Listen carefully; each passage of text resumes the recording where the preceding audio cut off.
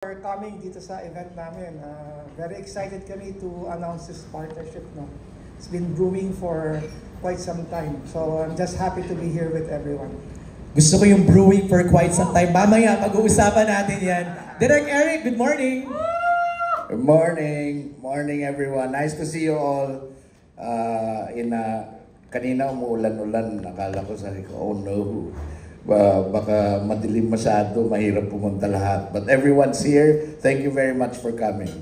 The rain won't stop this special project announcement.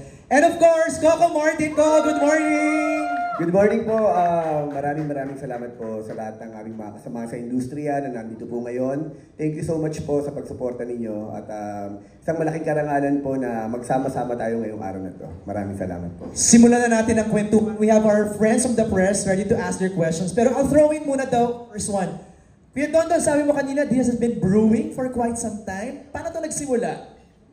Well, actually, matagal na nag-uusap kami ni Eric na gusto namin magkatrabaho si Coco. Okay. Tapos, nagkikita-kita sila in some gatherings, di ba, na pagkwento. So happened yung first year ng mom ko na anniversary, ng death anniversary niya. After the mass, kita ko si Lea Calmerin. Okay. Di ba, sabi ko, Lea, baka naman pwedeng i-meet mo na. Kasi before that, sinasabi ni Eric, ba't parang yung industry doon di pareho pag nawala na si Mother Lily? Right. Diba, during that time. So, tama-tama, siguro after the match, nakita ko si Lea. Sabi ko, Lea, pakiset naman kay Coco. Gusto namin talaga makatrabaho si Coco. Yun na yun. Doon na nanganak, dire-diretso na. Nagsimula ng mag-roll yung ball, ika nga, Yes. di ba? Yes. Direk Eric, nakita namin sa pa-teaser yung two big titles, no? On the Job Maghari and May Pag-asa. What can you share doon sa mga proyektong itong na-offer kay Coco? Noong nag-meeting kami, we brought with us several ideas, but none of them were this one. Oh. And then, so, meron na kami na-approve, meron na kami napili, meron na siyang mga gusto. And then eventually, sa haba ng lunch namin, ang dami namin na pag-usapan, we ended up deciding on these two titles instead. No? So, Maghari is the story of Joel's character, Tatang, in On the Job, but how he ended up in prison. Right. So it's set in the 1990s, and it's the story of Tatang, Mario Maghari, and how he finds a way to protect his family, and eventually, in protecting the family, he ends up going to prison. And then the other one, Bonifacio, both of these we started with, nung pinag-usapan namin yung concepts una, we started with kind of humble projects. Okay. Na okay naman kay Coco, di ba? But then, when we started discussing this, we realized, I think, for such a partnership na ganito kalaki, we had to choose a much bigger project to go with it. No? So we ended up with On the Job and then Bonifacio. Sa Bonifacio naman, it's scary to do a historical parang biography of a person. Mainly because it's open to everyone's opinion about it, what they learned in school. Historians would also have their ways of telling the story. But this one, tanggalin natin yun. We are just excited to tell the story of Bonifacio because his story is really, really interesting. And it speaks about the times now, ang nangyayari sa bansa natin, ang nangyayari sa kanya dati, up to now, is still happening. And it's just nice to bring it to modern times. Okay. And we're also shooting it modern. We're not shooting it like Period. It's period, pero we're not shooting it na parang we're using rock music, we're using we're updating it because it really is about what's happening now. Okay. Coco, paliwanag ka. Ang iyong reaction when this partnership was presented to you? Actually, para sa akin, napakahabang kwento na ito kasi nung araw, nung napanood ko yung OTJ, yung Bypass, sabi ko, sino bang lalaki o artista hindi papangarapin na makagawa ng ganong klaseng proyekto at makatrabaho si Direk Eric Mati at si Sir Don Don. Nung ina-analyze ko siyang ganun, honestly, syempre bilang artista, naghihintay ka na sana mapansin ka. Totoo ba? Mapansin ka, mabigyan ka ng pagkakataon, makonsider ka nila na sa isa sa mga project nila na... Sana makas naman ako. Oo, honestly, lahat ng mga kasama kong artistang lalaki talagang sobra kaming, nung pinanood namin yung Bypass kay OTJ, kami actually nung pinanood namin yung Bypass, ni-record ko lahat ng mga production ko. Nanood kami sabay-sabay. Ganun talaga sa UP Town pa noon, pinanood talaga namin. Kaya nung sabi ko nung sarili ko na nag-aabang ako na sana mapansin nila ako. Pero hindi nila ako tinatawagan. Hanggang gumawa na sila ng OTJ2, ganyan. Sabi ko, dumating na sa pagkakataon, sabi ko sa sarili ko talaga na baka hindi pa ako enough. Baka siguro sa mata ko, kaya ko kahit paano makapag-action, makapag-drama, maka-arte ng konti. Pero siguro kanya-kanya panlasa di ba? Sabi ko baka siguro sa panlasa ni Direk Eric sa ni Sir Don Don, baka hindi pa ako enough. Tahimik lang ako. Tapos sabi ko nung sarili ko, kung hindi talaga nila ako nakukonsider, pero yun yung layo nung naano ko, sila iniisip ko, ako hindi nila ako iniisip. Sabi ko ganun sa sarili ko, kung hindi nila ako nakikitaan ng potential o ng kakayanan para gumawa o maging part ng movie nila, sabi ko, bakit hindi ako na lang ang gumawa ng isang proyekto na para baka sakali, di ba, na makagawa rin ako ng mga ginagawa nila. Pero dahil sobrang busy ko sa Batang Quiapo, kumbaga parang dire-diretso lang, trabaho. And then isang araw nga, kinukwento kayo na ni Sir Don Don, sinabi sa akin ni Ate Leia, producer ko, sabi niya, gusto ko daw makausap ni Sir Don Don sa ni Direk Eric, baka daw pwede kayo makapag-lunch o whatever. Hinilabutan na ako noon. Kasi siyempre, honestly, hindi ko sinasabi, ang tagal kong hinintay to. Ang tagal kong pinangarap na makatrabaho sila. And then after that, sabi ko, sige. Sabi ko, kahit sobrang busy ko talagang ginawan ko ng time. Kaya may creative ako noon. Sabi ko, pwede ba mga 11 a.m. or 10 a.m. or 11 a.m. Punta agad ako doon. Dumating kami, una kami dumating, tapos dumating si Sir Don Don. Wala pa si Direk Eric. Sabi ko ganun, kukwentuhan kami ganun. Kinuwento ko sa kanya, inamin ko. Sabi ko, alam mo, Sir Don, aminin ko sa inyo. Ang tagal ko nang hinihintay na sana makonsider nyo ako sa mga projects na mga ginagawa nyo. Kasi syempre sabi ko nga, hindi lang sa Pilipinas hanggang sa buong mundo, talagang alam mo yung na-appreciate ng mga tao yung ginagawa nating mga Pilipino. Kasi napakahusay at napaka-talented talaga ng mga Pilipino. At pinagdaanan ko rin yan before, nung nasa indie films pa ako. Tapos ngayon na, nandito na ako sa mundo ng teleserye, ng action, syempre nangangarap ka na makagawa rin ng isang pelikula na alam mo mapagmamalaki mo. And then, nung nagkukwento kami ni Sir Don Don, may mga projects silang gustong i-pitch sa akin na iba. At nakinig naman ako. Kwentuhan lang kami, nakinig ako ganun. Honestly, ang gaganda ng project na pinipitch nila sa akin. Pero habang nagkukwentuhan kami, sinabi ko sa kanya talaga, kinuwento ko sa kanya yung sabi ko, alam mo, Sir Don, yung totoo, sabi ko, naghihintay akong tawagan niyo ako eh. Kasi sabi ko ganun, sabi ko, sobra akong fan ng OTJ sa kanang Bypass. Kinuwento ko sa kanya lahat ng Habang nagkukwento ko, nakikitaan niya ng, may project kami.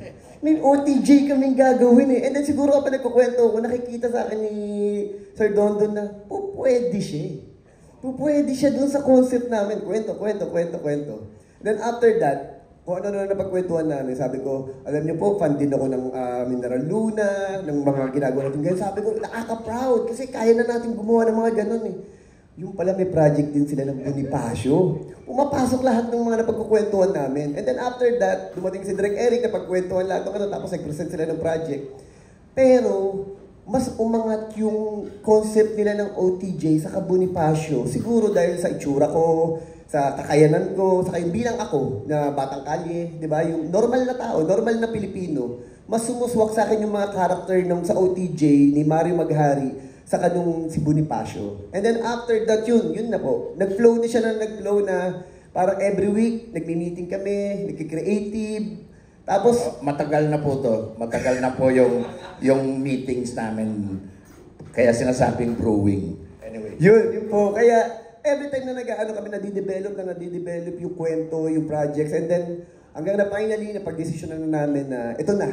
gawin na natin, and then after that, ang iniisip namin, paano palalakihin yung project. Hindi lang para sa buong Pilipinas, kundi para paano natin ipipresenta in global yung gawang Pilipino, na which is yun yung laging ginagawa natin. Kaya sabi nga namin tatlo na kung gagawa tayo, siguro doon na natin na magmamarka to, hindi lang sa Pilipinas, kundi sa buong mundo. Kasi minsan lang yung pagkakataon na ito eh. Sabi ko nga ako, makukontribute ko lang dyan siguro, sabi ko yung pagiging professional. Kasi every time na nag-meeting kami, talagang sinusubukan ko na parang kahit sa production ko na may ambag yung kung paano yung pagiging maayos at mabuting trabador o tagasunod o bilang artista. And then sabi ko nga, sa sobrang tiwala ko kay Direk Eric at Sir Don, sabi ko, sila na bahala dun sa film. Hanggat maaari, nakalikod lang ako ganun kasi gusto kong matuto sa kanila. At unang-una, sabi ko, sobra akong proud na ang magsusunod nito, si Michiko, na matagal ko na rin pinangarap na makatrabaho nung nandun pa ako sa indie films. At ngayon, makakatrabaho ko na silang lahat. Kaya sagot sa matagal ko nang hinihintay at dasal. Kaya, very proud and magpapasalamat ako. May hints na, bago pa kami mag-meeting, may hints na mangyayari talaga to. Kasi hiniram ko yung isang artista ni Coco, yung abogado niya. Si Attorney Ray. Si Attorney Ray. Tapos, pagdating niya sa set ko, sabi niya, pinapasabi pala ni Coco, ginamit mo daw akong artista, pero ba't siya daw hindi mo inoferan?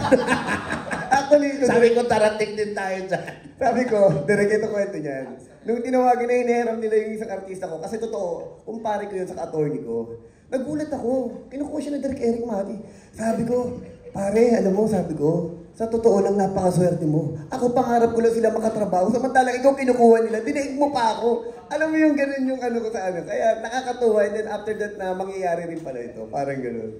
Pero kayo, Don, naghihintayan lang pala kayo.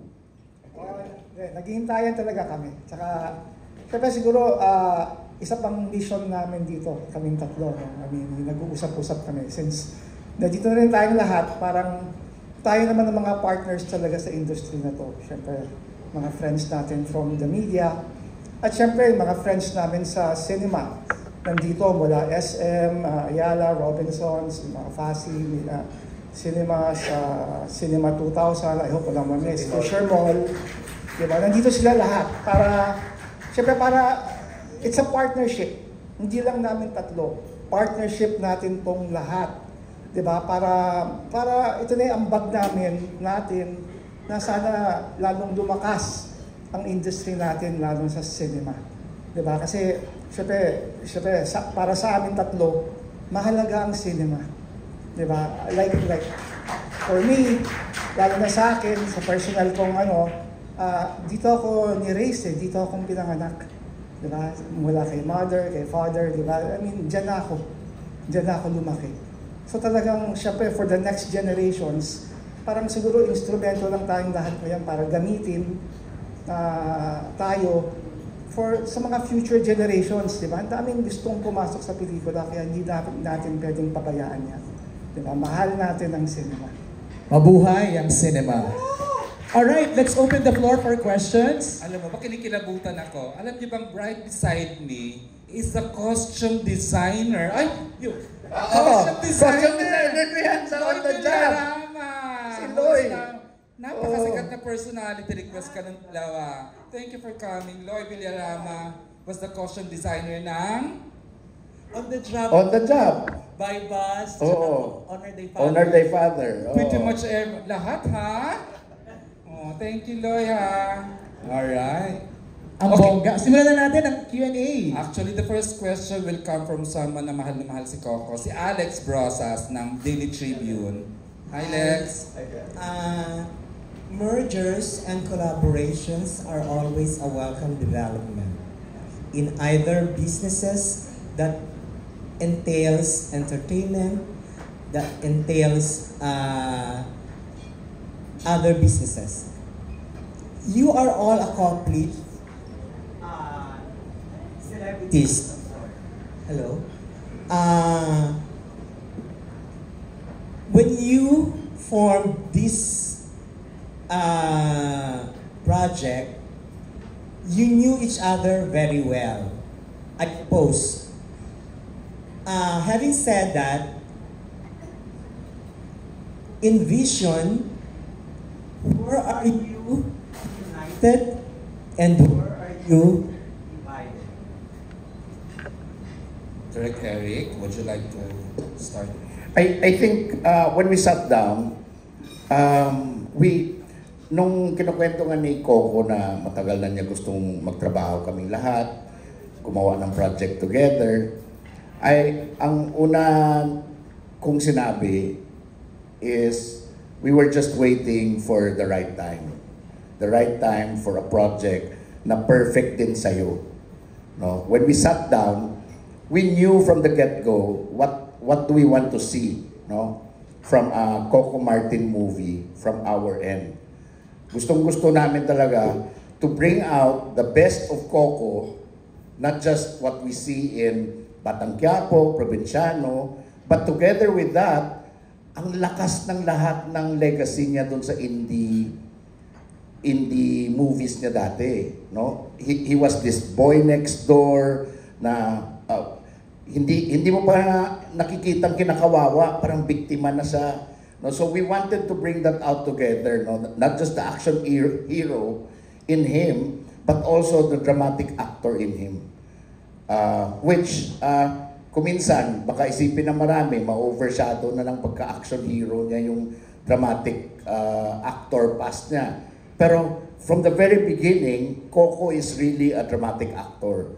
And we looked for a material that not only showcases good action, okay, because that's what we both do, mostly, but also something with a strong heart, something with a strong story on humanity. And I think doon kami lahat nagtagpo-tagpo.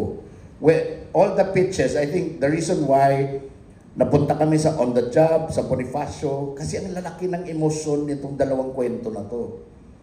The other ones we pitched were closer to popcorn movies than just a really good story. Ito, popcorn movie, pero malakas yung kwento. Malakas yung kwento ng bida, malakas ang kwento ng title roles, no, which is Maghari and Bonifacio. So I think that's where we agreed all together, no. Lahat kami, parang wala nang question yun eh.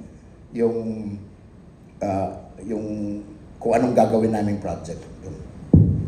So halos siya na sagot sa question mo, Alex, sinagot ng Direct Eric, or you have other set of questions?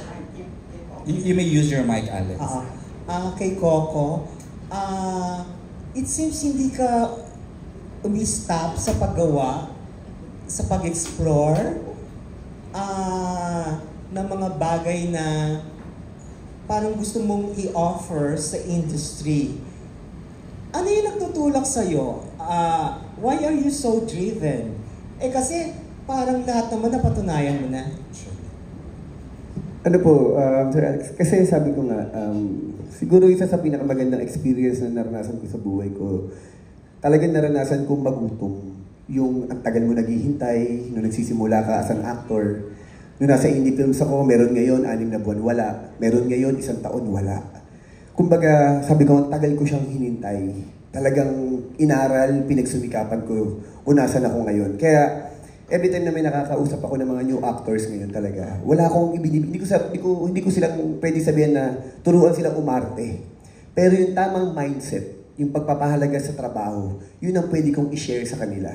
Na sinasabi ko nga hanggang ngayon na, kaya pag tinitignan nyo, halos dire-diretso yung trabaho ko from soap opera to movie, ganyan. Kasi sabi ko nga, minsan, sa buhay natin, minsan lang kakatukong oportunidad.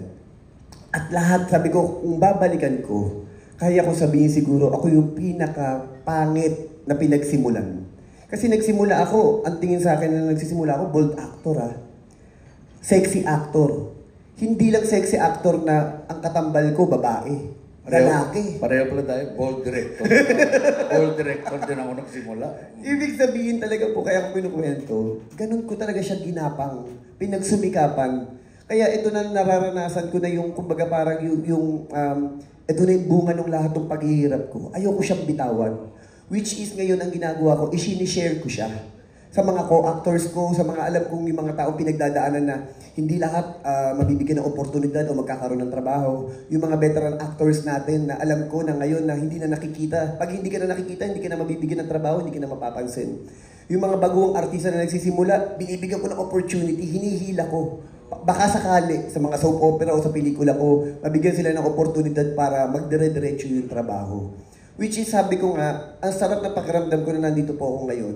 Kasi yung mindset namin tatlo, ni Sir Dondon at ni Direk Eric, ang nasa isip namin ay buhayin ang pelikulang Pilipino. Kaya kung mapapansin nyo po, very Pinoy na Pinoy yung mga konsepto. Alam niyo po, meron ako mga projects na ino-offer sa akin na bakit di ka mag-remake ng ganitong Korean soap, ganyan. Sabi ko, hindi ko sinasabi na siguro hindi lang ako fan ng Korean na mga teleserye o telenovela. Kasi sabi ko, nangihinayang kasi ako sa talento ng Pilipino eh. Napakarami nating kwento. Napakaganda ng kultura ng Pilipino. Napakarami pa nating pwedeng i-share sa buong mundo. Kaya sabi ko, kung gagawa ko ng proyekto, gusto ko yung gawang atin, yung original. Yung alam natin na may pagmamalaki natin at kapag kung sakaling tangkilikin siya, naging successful yung pelikula o teleserye, alam natin na gawa natin yun. Yun siguro yung iisang namin, iisang puso namin kung ba't kami nandito ngayon na parang kung gagawa na tayo, siguraduhin natin na hindi lang dito sa bansa natin, sisiguraduhin natin na may pagmamalaki nito kahit sa buong mundo, kahit saan pa tayo pumunta. Yun po yung goal namin dito sa mga pelikulang gagawin po namin. Very well said.